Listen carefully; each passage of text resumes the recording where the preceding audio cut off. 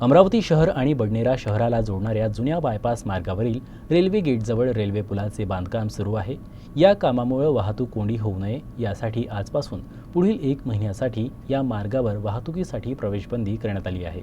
Police उपायुक्त कल्पना बारवकर यांनी याबाबत अधिसूचना जारी केली आहे। बगिया टी पॉइंट ते अल्मास गेट बडनेरा या दरम्यान सर्व प्रकारच्या वाहनांना 17 एप्रिल ते 17 मे 2025 पर्यंत प्रवेश बंद राहील।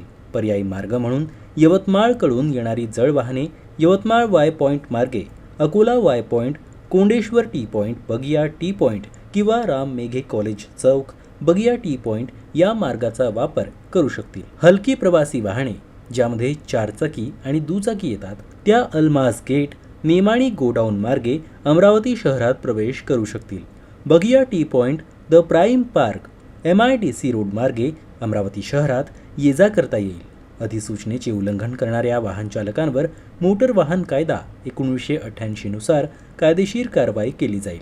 नागरिकांनी वाहतूक पोलिसांना सहकार्य करावं असं आवाहन पोलीस प्रशासनामार्फत करण्यात आलं आहे।